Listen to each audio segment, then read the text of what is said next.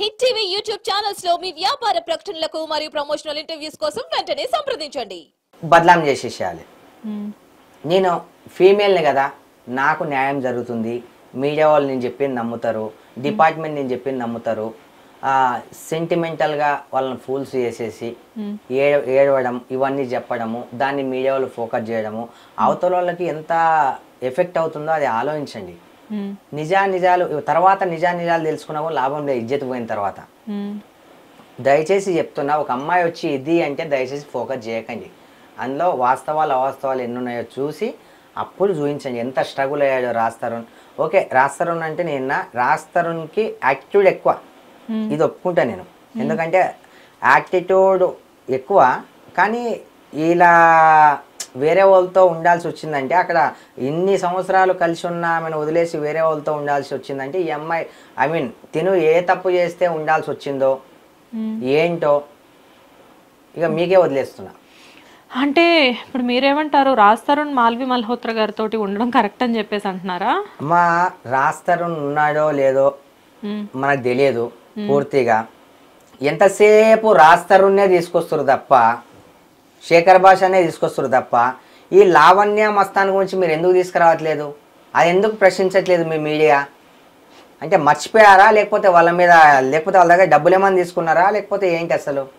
వాళ్ళ దగ్గర మేము డబ్బులు ఎందుకు తీసుకున్నాం? మరి ఇప్పుడు తప్పు ఎక్కడ ఉందో అక్కడ చూపించకుండా ఊకే రాస్తారును వీళ్ళను ఇలా గుంజడం ఎంతవరకు కరెక్ట్ అంటారు? అలా ఏం లేదు, అందరి మీద అక్కడ ఫోకస్ జరుగుతుంది. మీరు చూస్తే మీడియాలో అటు రాస్తారున్ గారు అనే వాళ్ళు అసలు మీడియా ముందుకు రావట్లేదు. ఫస్ట్ ఆఫ్ ఆల్ శేఖర్ భాష గారు పిలవగానే పాపం మీడియా ముందుకు వస్తున్నారు, అసలు ఏం జరిగింది అన్నది మినిట్ టు మినిట్ ఆయన ఎక్స్ప్లెయిన్ చేస్తున్నారు. And at the same time Lavanya గారు కూడా అలాగే వస్తున్నారు. ఆ మస్తాన్ సాయి అనే పర్సన్ రావట్లేదు. అండ్ రీసెంట్ గా మీరు చూస్తూనే ఉండుంటారు కదా, ఇంకొక పర్సన్ మీడియా ముందుకు వచ్చారు, ప్రీతి అని చెప్పేసి, నాకు లావణ్య గారు డ్రగ్ అడిక్ట్ చేశారు నన్ను అని చెప్పి. సో మరి ఇన్ని జరుగుతున్నాయి కదా, మేము వాళ్ళ దగ్గర ఏదో డబ్బులు తీసుకున్నాం అని మాట్లాడితే ఎలా చెప్పండి? ప్రతి రాస్తారున్నే ఫోకస్ చేసి అతన్నే చూపిస్తుంటే అందుకు అడుగుతున్నాను నేను. మాకేమి ఇవ్వలేదు సార్, ఎస్పెషల్లీ మా హిట్ టీవీకి అయితే ఏమి ఇవ్వలేదు. నాకు ఒకటి అర్థం కాకపోతాను, ఎందుకు ఇలా ఈ డ్రగ్ అలవాటు అయిపోయి ఇలా మొత్తం మత్తులో వాళ్ళు ఏం చేస్తున్నారో వాళ్ళకి అసలు తెలియకుండా అయిపోతుందా? మీ ఫ్రెండ్సే కదా సార్ అందరూ, మీకే తెలియాలి. నా ఫ్రెండ్స్ ఎందుకు అవుతారు? నేను చెప్పాను కదా, ఇక్కడ ఒక మూవీ చేసాం, నటించాం, అక్కడి వరకే, అంతే. దాని తర్వాత ఎప్పుడో కలిసినప్పుడు మా ఫ్రెండ్స్ అని మీరు ఎట్లా అంటారు చెప్పండి? ఇండస్ట్రీలో మీకు చాలా మంది ఫ్రెండ్స్ ఉన్నారు, ఆ విషయం అందరికీ తెలిసిన విషయమే. సో ఇండస్ట్రీలో వాళ్ళ గురించి డ్రగ్ టాపిక్స్ అనేవి చాలా ఎక్కువ వస్తున్నాయి. అంటే ఎవరో నలుగురు తప్పు చేశారని టోటల్ ఇండస్ట్రీని అయితే తప్పని చెప్పలేము. ఎందుకంటే చాలా డిసిప్లైన్డ్గా చాలా డీసెంట్గా ఉండే పీపుల్ ఎంతో మంది. కాకపోతే ఏంటంటే తులసివనంలో గంజాయి మొక్కలు అన్నట్టు అంతమందిలో 2-3 ఉన్నా కానీ మొత్తాన్ని నిందించడం కరెక్ట్ కాదు. అండ్ కాకపోతే ఈ డ్రగ్ అడిక్ట్స్ లో మీ ఫ్రెండ్స్ కొంతమంది కూడా బయటపడ్డారని విన్నాను. మా ఫ్రెండ్స్ ఎవరమ్మా తల్లి? నేను ఇందాకనే చెప్పాను.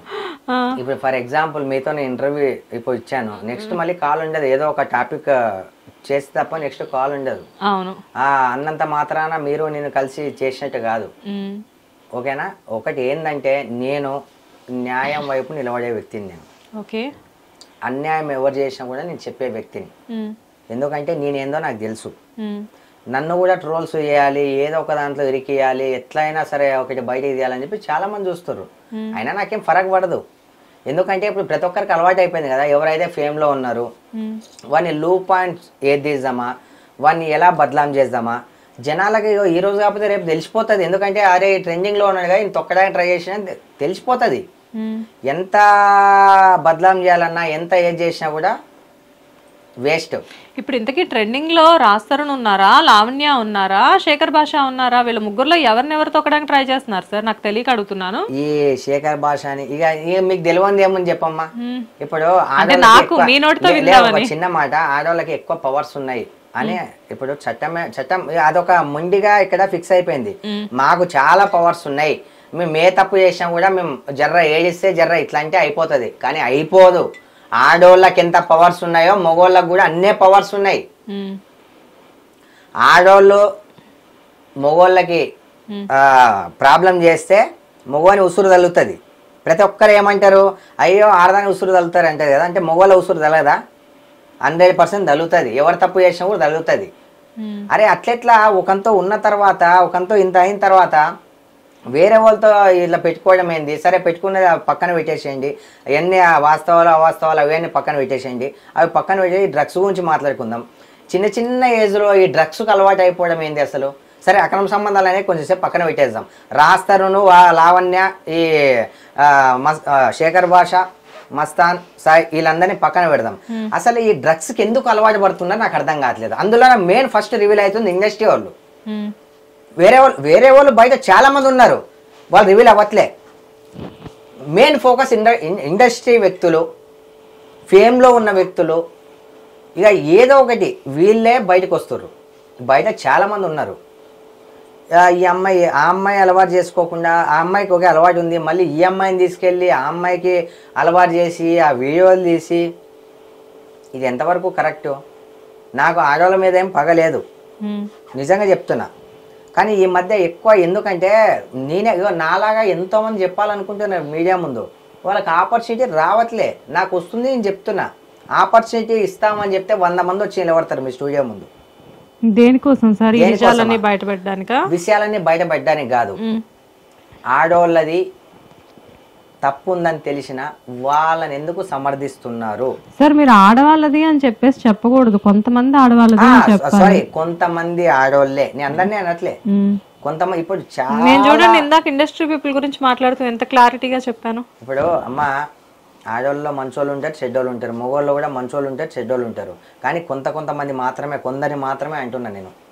అది ఈ ఫస్ట్ ఇల్లీగల్ రిలేషన్షిప్ మానుకోవాలి, ఒకరికే ఫిక్స్ అయిపోవాలి, నచ్చకపోతే విడిపోవాలి. ఇంతకు ముందు చెప్పిన వరుసలాగానే ఉండొచ్చు, ఇవి చందు టాపిక్ వరుసలాగానే ఉండొచ్చు. ఒకటి ఏంటంటే వచ్చి ఏడవగానే వాళ్ళ కేసు తీసుకొని అవన్నీ చూపించకుండా దయచేసి నిజాలు కనుక్కొని చూపిస్తే చాలా బాగుంటుంది. ఇంకో విషయం, నాకు తెలిసినంత వరకు లావణ్యనే ఎక్కువ టూ మచ్ చేసేసింది, అది అందరికీ తెలుసు. చాలా టూ మచ్ చేసింది. టూ మచ్ చేసినంత మాత్రాన ఏం లాభం? ఇప్పుడు నిజాలు బయట పడ్డాయి కదా, ఎంతమంది ఏమనుకుంటున్నారు తెలియదా?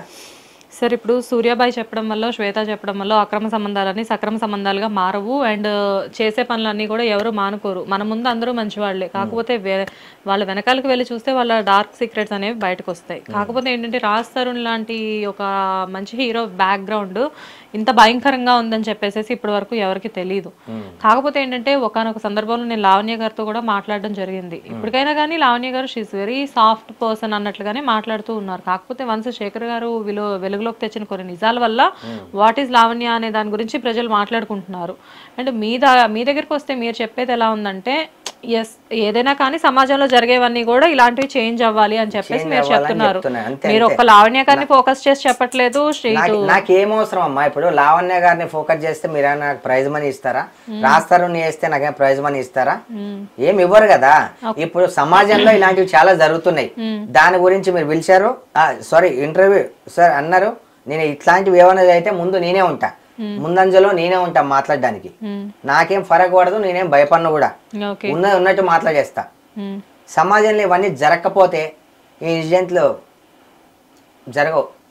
సో టాపిక్ అంతా చాలా హాట్ గా జరుగుతుంది. సో ఇక్కడ ఒక చిన్న కొంచెం డైవర్ట్ చేద్దాము. ప్రైజ్ మనీ అనేది మాట్లాడుతున్నారు. Prize money